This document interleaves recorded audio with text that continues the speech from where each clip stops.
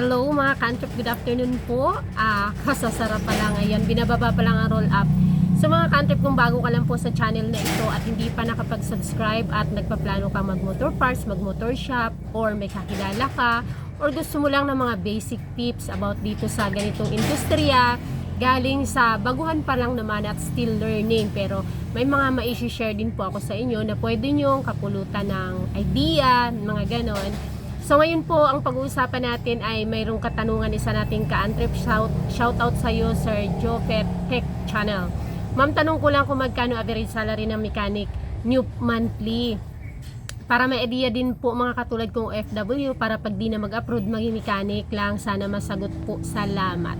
Alam niyo mga ka-antrep, sa totoo lang, ang pagiging mekaniko ay isa sa pinakamagandang trabaho na medyo magaan. Ang nakakapagtaka lang, bakit ang konti-konti ng mga interesadong maging mekaniko? Siguro dahil iniisip nila, kahit nga yung mga halimbawa kapamilya ko, hindi ako marunong, hindi talaga interesado. Konti lang ang nagkaka-interest na mag-mekaniko. So ibig sabihin, kung interesado kasi kahit hindi marunong, willing yan na mag-helper na muna. So mga ka-antrep, doon sa mga halimbawa may skills or may talent, no? Ang pagmimekaniko po kasi hindi talaga siya, oo, masasabi natin na inborn na talaga na mahilig kang magbutingting, pero natututunan po siya. Kasi mayroon ngang iba dyan na natututo lang dahil nag-helper ng matagal at talagang interesado lang. Let's say for example na lang yung yung partner ko, kasi familiar siya sa mga malalaking engine, hindi siya sa small engine kasi mostly mga ginagawa nila noon, nag-OJT siya at familiar siya nung nagtatrabaho pa sa mga truck. So magkaiba po yun. Alam nyo ba na may mga mekaniko ng mga big engines, ng mga trucks na hindi siya kaya naman siguro kung talagang pagtsatsagaan niya, pero wala silang tiyaga doon sa mga small engines. Kasi mayroon dito, may motor, yung motor ng driver mechanic ng, ang tagal niya sa company ng mga panels pa nga. Tapos yung motor niya, hindi niya tino. So dinala niya dito, sabi niya, walang hiya, ang tagal-tagal kong nagme-mekaniko ng mga truck. Nag-retired na lang siya doon sa kumpanya, driver mechanic siya, pero hindi niya daw mapatino ang motor niya kasi nga small engines. Yung mga mekaniko naman ng mga small engines ay hindi sila familiar doon sa mga big engines, pero talaga namang ay kung gugustuhin ay sigurado namang matututunan, mas madali para sa kanila ang matututunan yung ganong trabaho. So ang daming mga may potensyal siguro sana, kaya lang medyo tamad or walang interest, or ito ang masasabi ko po sa inyo. Alam nyo, kahit sa mga kapamilya ko, mga pamangkin, mga pinsan, lagi kong sinasabi, mas mabuti pa na matuto kang mag-mekaniko dahil napakaganda ng kita ng mekaniko. At the same time, hindi siya kasing bigat nung kagaya ng ibang mga trabaho. Imagine mo, nasa lilim ka lang, gumagawa, pwede ka pang nakaupo, tapos at the end of the day talaga, ay maganda ang kita, pero not all the time po mga ka-antrep ha. Sa dulo natin sasagutin ng diretso, binibigyan ko kayo ng preview. May mga panahon po na kung mahina po ang kung matumal, ay matumal din ang kita ng mga mekaniko. Pero pag sinabing average, i-share ko po sa inyo, ang pagiging mekaniko po kasi pumasok ka lang, may magpagawa lang, sabihin na lang natin may naplatan at magpapapalit ng interior or gulong, may kita ka na kaagad, nagbibilang ka na. Every time na may pumasok na motor na may ipapagawaan, may kita ka na.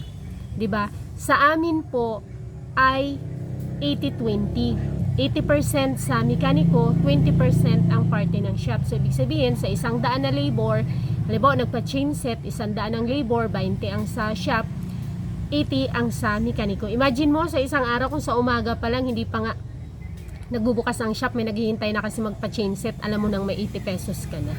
So hindi naman siya all the time ganun, pero just a preview na hindi naman lahat ng shop po ay ganun. Depende po sa usapan or sa partihan ng shop. Mayroon po tayong tinatawag na 60-40, 60% sa mekaniko, 40% sa shop owner. Mayroon ding 70-30, 70% sa sa mekaniko, 30% sa shop owner. Kami na fall ako doon, kami sa 80-20. 80% sa mekaniko, 20% sa shop. Meron pang nagpi-50-50. Depende doon sa usapan at depende doon sa mga inclusion. Sa amin, personally, sa 80-20, excuse me, wala pong kasamang pagkain, walang breakfast, walang lunch. Pero anytime naman na gusto magkape at kung anong merienda, dahil madalas din naman kami na kung gusto naming magmerienda ay syempre sakop na rin lahat. Bibili ng soft drinks, tinapay, kasali na yun siya. Kumbaga given na yun na hindi na yun bibilangin kasi bilang tao magkakasama. Gano'n naman talaga tayo, di ba? Mahilig, o merienda mo na, gano'n. Kung magmimerienda kami, magmimerienda din sila. Syempre, kumbaga iaalok mo, bibili. Hindi ko naman maubos namin dalawang magpartner yung 1.5 at tinapay. So usually ganun yung setup. Pero walang breakfast at walang lunch. Okay, let's say for example na may masarap kaming ulam tapos may kanin. Halimbawa special ba? Halimbawa, may native na manok or may mga sinigang na ganun. At yayain, oy, hindi pa kayo kumakain, maraming ulam doon, may masarap na ulam. May ganun. Pero yung hindi siya kasama talaga sa usapan before kasi nga nung nag-i-start kami, ayoko nung stressful na workplace pagdating sa pagkain. 'Di ba? Syempre, hindi natin ma-please kasi kami as shop owner kasi kumakain kami ng tuyo, kumakain kami ng daing, kumakain kami ng itlog lang pananghalian. Lalo na kung halimbawa yung busy, kung anong meron lang. So ayaw kong i-compromise yung gutom nila para sa kung ano lang ang meron kami. Ayoko nung dumating na sabi na ang liit-liit ng may sabi kasama na ang pananghalian tapos ganito lang naman palang ipapaulam. Ayoko nung magkaroon ng kompromiso sa ganun. Kaya in-explain ko rin yan sa kanila na ayoko nung ganun kasi alam ko sila yung mga ganung tao ay yung mga kung mahilig sa masarap na ulam at hindi ko kayang i-provide yung masarap na ulam palagi. Hindi ko kayang i-provide yung mag-iba-iba ang menu kasi ang kasama namin dito sa bahay yan lang naman ang niluluto. Sinigang, paksiw, ihaw, yung mga basic lang. Tapos ayoko nung dumating sa point na baka ba magreklamo sila, ayoko makarinig ng reklamo na ganito na lagi ang ulam, ganun. Kaya sabi ko, malaya kayo, ayokong isama sa usapan at ayokong kayong ikompromiso na kasama na ang lunch, na dito na kayo magla-lunch kasi para malaya kayong makahanap ng ulam na gusto nyo. Siyempre sa karinderya maraming mapagpipilian at ma-upset ako kapag makakarinig ako na hindi nagustuhan yung ulam or magrereklamo sa lasa ng ulam or magrereklamo sa pagkakaluto ng ulam. So far, walang ganung issue. At alam ko sa ibang mga shop owner na nakasama sa usapan na kasama ang breakfast, kasama lunch, snacks, lahat ay nagiging issue ang pagkain. Yes, kahit nga sa mga anak natin nagiging issue ang pagkain, di ba? Ang ulam, hindi lang actually yung kanin, ulam ang nagiging issue. So, from the start, ayoko siya maging issue. Kaya, hindi ko talaga siya sinasama sa offer or sa usapan or doon sa aming, ano ba tawag dito? Kontrata ba yun? Ganon. So, wala kasamang, sa amin, wala kasamang food, meal, walang breakfast, walang dinner, walang lunch.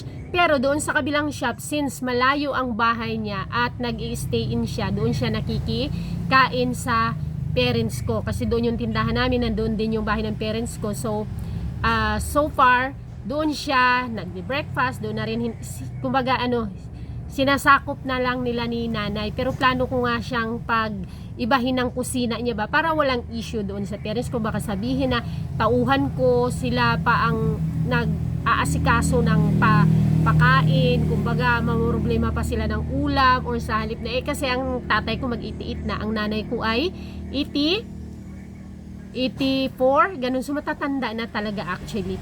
So parang asikasuhin na lang nila ng pagkain na sinasakop ay bantay, hindi na isama sana yung mekaniko para sa poproblemahin pa nila ng kung anong iulam. Kasi syempre yung mga ganung matatanda, okay na yun sa kanila isang noodle sa bawan, di ba? Pero kung may kasama ka, iisipin mo pa si ganito, ganun, walang ulam. Ganun din yung kompromiso ko ba.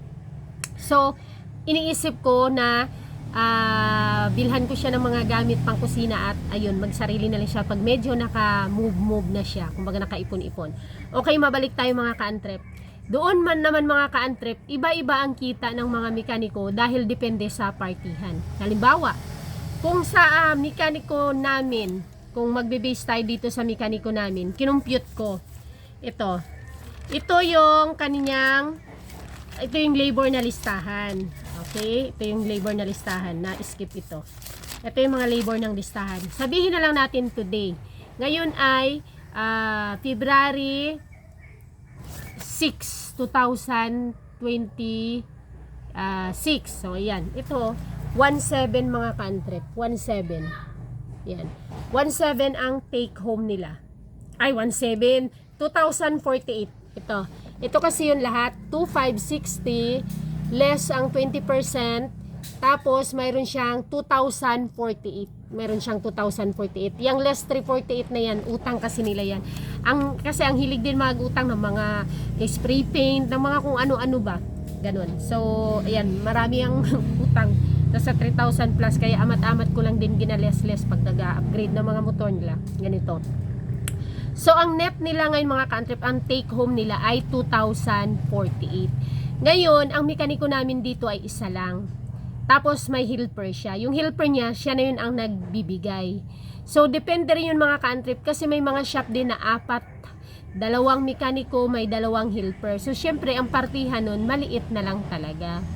Kasi nandito naman din yung asawa ko, so pangatlo, nakakaalalay naman siya kung halimbawang ganun. Kasi yung bawa, pag mga electrical, yung mekaniko ang gumagawa, tapos yung mga, yung helper na rin gumagawa. Ngayon kung may nakahintay, yung asawa ko naman ang gagawa or gumagawa. So, ganun siya mga ka-antrep. Ngayon, kung halimbawa, mapunta ka sa shop na 4 kayo, 5 kayo, kahit pa sabihin na meron kayong take home na 2,048, kung halimbawang shop all kayo or break or equal, kung halimbawa 3 kayo, kung 3 kayo sa isang shop, meron kayong tag 684. Pero depende yan mga ka-antrep, hindi araw-araw ganyan. Kasi kahapon, ang take home nila mga ka-antrep kahapon, February 5, 2026 ay 2,672. You see? 2,672. Dahil nga ito mga ka-antrep ay isang mechanic lang at isang helper. Sa kanila lang yun. Ibang lista kasi yung sa labor ng asawa ko pag may nagagawa siya. Pero kapag sa ibang mga shop mga ka-antrep, hindi ganun. Depende. At meron din tayong tinatawag na tumal. Ngayon mga ka-antrep, dito tayo sa isang buwan. Kinumpute ko na ito kanina. Yung isang buwan mga ka-antrep ay umabot ang net ng mekaniko ng 51,620. Ito ay ngayong January. 51,620. Yan. 51,620 ang net nilang take home from January 2 hanggang January 30. Walang linggo yan. Lunes hanggang Sabado lang. So kung halimbawa na kagaya dito, ang mekaniko ko ay isa tapos may isa lang siyang helper, ay malaki ang kita niya. Ngayon, nagpaplano ako magdagdag ng mekaniko. Mahirap din maghanap ng mekaniko mga ka-antrep. Ang daming mga, dito nakaraan mga ka-antrep, 4 yan ang mga mekaniko ko. Marami ding problema kapag ganon. So, 4 sila. Tapos nagkakainggitan, walang problema doon sa mga shop owner, sila nagkakainggitan, sila nagkakaaway-away, alis dito, ganun, kanya-kanya sumbong. So, isa at isang helper, or nagpaplano ako magdagdag ng isang helper kasi may pinapagawa kaming shop, baka doon na kasi magjujuto yung asawa ko, so kailangan meron ditong taga salo nung hindi basic ba. Ay para sa mga basic, kasi halimbawa electrical gumagawa ng isa, tapos yung isa ay para sa mga yung hindi electrical. So ganun siya mga ka-antrep, no? Ang isang buwan niya sa January ay nasa 51,620. Malaki ang kinikita ng mga mekaniko, lalong-lalo na kung ganyan. Isa lang, dalawang mekaniko, may 2 helper. Siyempre, mas maraming mekaniko, mas marami ding kita. Pero depende kasi sa location mga ka-antrep. Dito kasi sa amin, kaya may magandang kita yung mekaniko namin dito sa shop dahil nga sa sila lang. Kasi kung marami na rin, medyo maliit din syempre. Kasi dati nung marami sila, nag-average lang sila per day ng 500, 600, ngayon 1,000, 2,000, 2,000 plus, 1,000 plus, mga ganun. So, depende yun mga ka-antrep. Basta't dito hindi sila nagbababa ng 500. Wala bang mga ganun. Pinakatumal po yun na na season yung July, August, September, first week of September, yan, mga matutumal na panahon yan. Kaya doon sa mga akala nila ay walang kita yung mga mekaniko at saka parang ina-underestimate yung mga mekaniko. Malaki po ang kita nila. Maganda ang kitaan nila. Lalo na kung sa city na mga mararaming customer talaga. Doon talaga. Dito nga sa amin, munisipyo lang kami paano na lang kung doon ka talaga sa city na maraming customer, labas-masok. Tapos kompleto ang iyong mga kagamitan, tools. Dito sa amin, mayroon kaming tubeless machine. Mayroon kaming may align din kami. Pero yung mga mekaniko nga namin, tsaka yung helper, hindi nag-align. Hindi sila marunong mag-align. Yung asawa ko ang taga-align. So, yun lang mga ka-antrip. Sana'y nakapagbigay ito ng idea po sa iyo. Hindi ko kasi ma-figure out kasi nung last month, iba din. Pero yung matumal, ganun na, na siya. Ganun na, buwan yung mga matutumal din talaga. Yun lang, bye-bye. See you in my next video. Please comment kung may katanungan at palike na rin ang video natin.